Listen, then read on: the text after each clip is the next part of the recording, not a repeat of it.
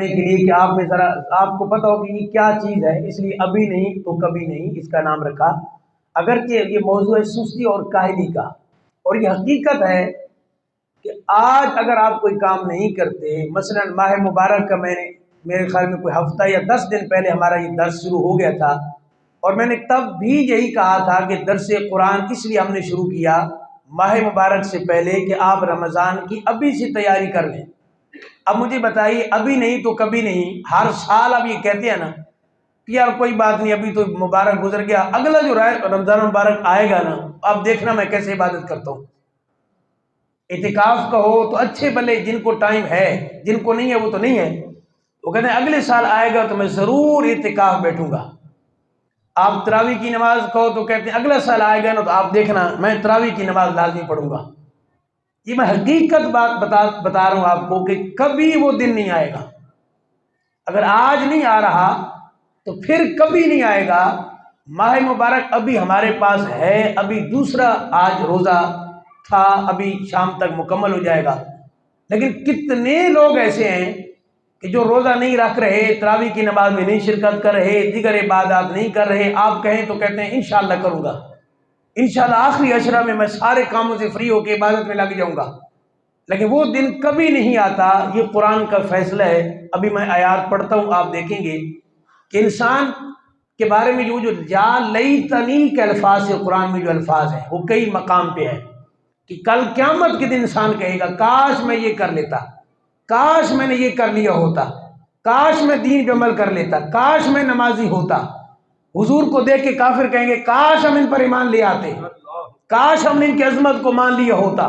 یہ قرآن میں آپ کو میں صرف اشارہ دے رہا ہوں کہ وقت نہیں ہوتا۔ یا لیتنی، اس طرح کے الفاظ قرآن میں آپ کو جگہ جگہ مختلف پاروں میں آپ کو ملیں گے۔ وہ صرف ان لوگوں کی خواہش ہے جو قرآن نے بیان کی ہے، لیکن مومن کیا کہیں گے؟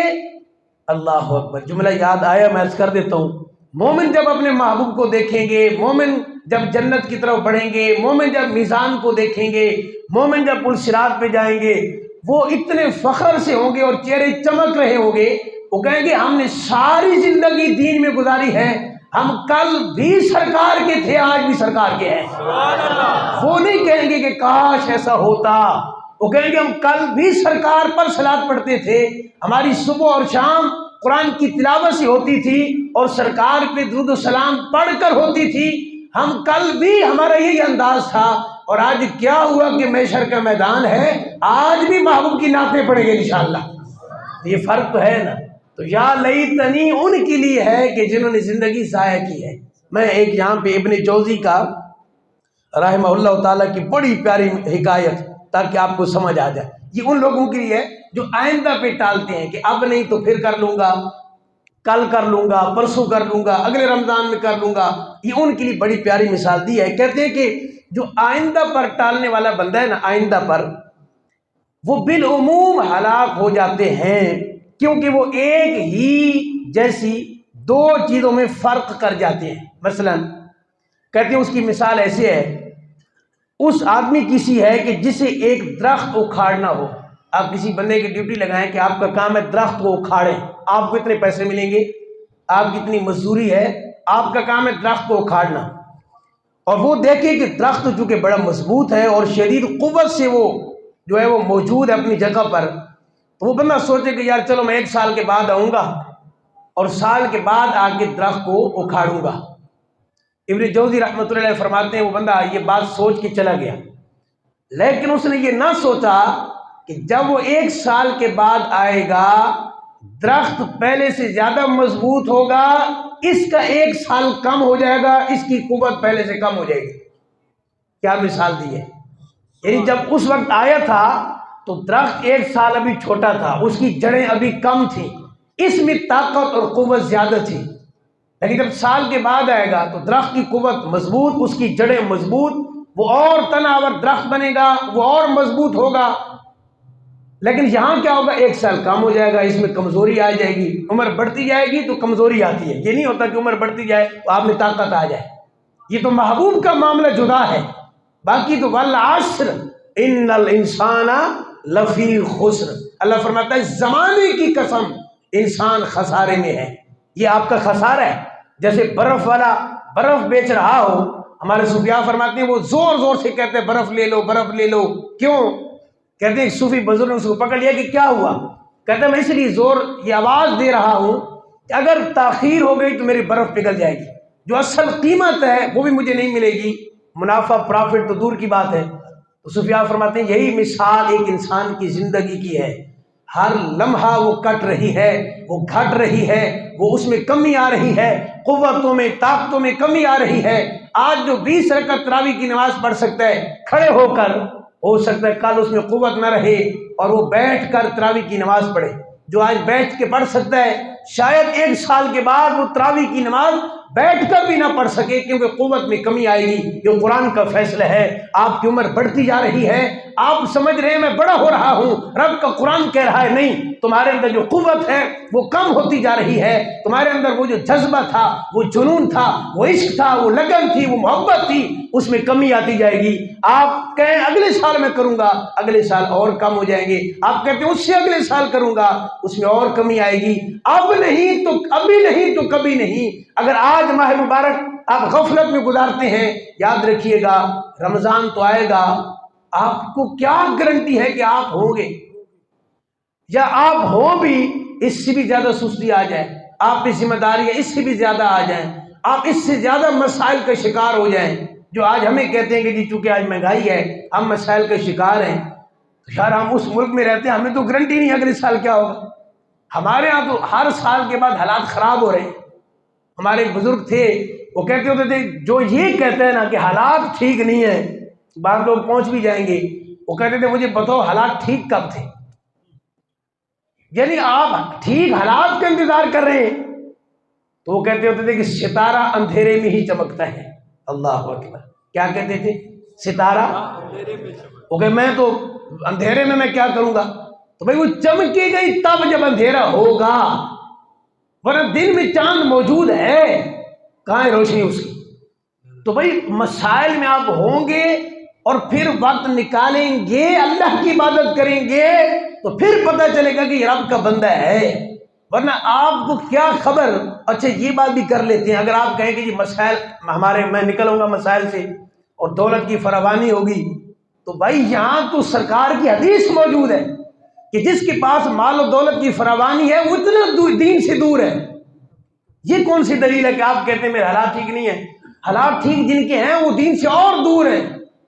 سرکار نے فرما دیا دین غریبوں میں آیا تھا، غریبوں میں رہے گا، غریبوں سے اٹھے گا۔ تو یہ کوئی دلیل نہیں ہے کہ آپ کے حالات ٹھیک ہو جائیں گے، آپ کو وقت نکالنا پڑے گا۔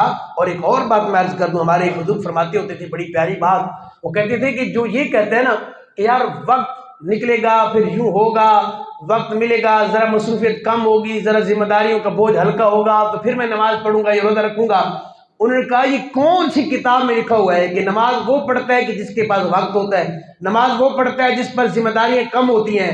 کیا جملہ لکھا، ذرا توجہ کیجئے گا۔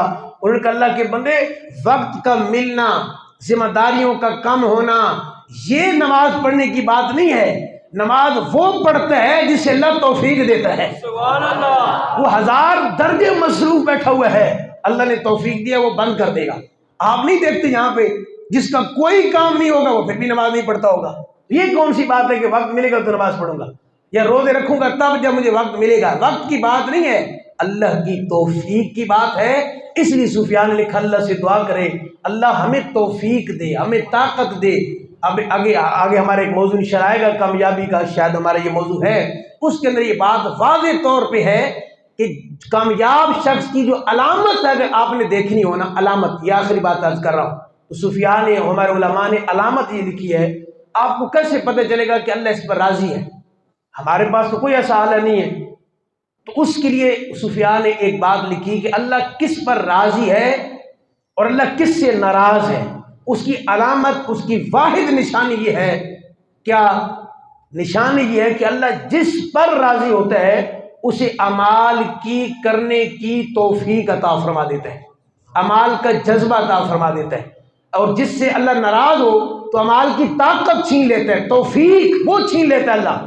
تو جو سجدہ نہیں کر رہا وہ مت سمجھے کہ میں خود سجدہ نہیں کر رہا، وہ سوچے کہ میں نے کیا گناہ کیا کہ اللہ مجھ سے اتنا ناراض ہے کہ مجھ سے سجدہ کی توفیق ہی چھین لی ہے، مجھ سے روزہ کی توفیق چھین لی. ہم چونکہ ماہ مبارک میں ہیں تو رمضان کی بات کریں گے. مجھے بتائیے، یہ آخری بات ہے، توجہ فرمائیں، رمضان میں اگر کوئی بندہ نماز نہ پڑھے، رمضان کے فرض روزے نہ رکھے، تو وہ یہ مت کہے کہ جی مجھے تو جو ہے نا وہ نہیں ملا اور مجھے ٹائم نہیں مل رہا. وہ فوراً سوچے کہ مجھ سے کیا گناہ ہوا کہ میں رمضان میں نماز نہیں پڑھ سکتا، میں رمضان میں اس کو غفلت میں گزار رہا ہوں، اور ٹی وی پہ اور سوشل میڈیا پہ بیٹھ کے ساری رات 12 1 2 بج جائیں گے اور تراویح کی نماز نہیں پڑھی جا رہی. ہم سے فرض نماز نہیں پڑھی جا رہی، فرض روزہ نہیں رکھا جا رہا، ساری ہم سے نہیں ہو رہی. 12 1 کے بعد سو گئے، سحری بھی بیچ میں گزر گئی. آپ یہ سوچیں کہ توفیق نہیں مل رہی، اس کے پیچھے ریزن کیا ہے، اس کے پیچھے سبب کیا ہے؟ ایسا گناہ کیا ہوا کہ اللہ نے سجدوں کی توفیق چھین لی ہے؟ ایسا کیا گناہ ہوا کہ اللہ نے تلاوت قرآن، وہ جو تلاوت کی جاتی ہے وہ اللہ نے طاقت چھین لی ہے؟ آپ کسی اور طرف چل پڑتے ہیں، آپ کا جواب کسی اور طرف موجود ہوتا ہے. تو ابھی نہیں تو کبھی نہیں، یہ موضوع کا انتخاب اس لیے کیا گیا تھا کہ اگر اس ماہ مبارک میں بھی آپ اپنا وقت نہیں دیتے، اپنے آپ کو تبدیل نہیں کرتے، اپنے آپ کو مسجد کے قریب نہیں لاتے، قرآن کے قریب نہیں لاتے، رب کا قرب حاصل کرنے کی کوشش نہیں کرتے، یقین جانیے وقت نہیں ہے. ورنہ میں آیات آپ کے سامنے پڑھتا، قیامت کے دن تک کا ٹائم ہے، وہاں وہ کہیں گے کہ کاش ایسا ہوتا. تو کیا ان کو وقت نہیں ملا تھا؟ ان کی عمریں تو 600 سال اور 300 سال اور 200 سال ان کی عمریں، اور پھر بھی ٹائم نہیں ملا. ہاں جیسی موت آئی ہے اب انہوں نے کہا ہے کاش ہم یہ کر لیتے. تو میری آپ سے گزارش ہے، ابھی دوسرا رمضان ہے، کافی دن پڑے ابھی اپنے آپ کو تبدیل کرنے کے لیے، قرآن کی تلاوت کرنے کے لیے بہت دن پڑے ہیں. اگر چینج کرنا، اپنے آپ کو تبدیل کرنا ہے تو ایک لمحہ بھی کافی ہے. اس لیے صوفیاء نے کہا ایک لمحے کی غفلت آپ کا صدیوں کا نقصان کر سکتی ہے. وہ غفلت توبہ کے حوالے سے، ایک لمحہ لگے گا آپ توبہ کر لیں گے، آپ کی زندگی سنور گئی، آپ کی صدیاں سنور جائیں گی. لیکن وہ لمحہ اگر توبہ کیے بغیر گزر گیا اور موت آ گئی تو سب کچھ ختم ہو گیا. زیرو پہ آپ سٹینڈ کریں گے، زیرو پر. یہ تمام چیزیں تب ہیں کہ جب آپ کے اللہ کی رضا جب تک شامل ہے. تو دعا کریں کہ یہ رمضان مبارک ہمارا جتنا ہمیں توفیق ہے، بتقاضۂ بشریت بہت کچھ ہو جاتا ہے انسان جو ہوئے، لیکن جتنا ہو سکا ہم یہ رمضان اچھے طریقے سے گزاریں گے انشاءاللہ. وآخر دعوانا ان الحمد للہ رب العالمین.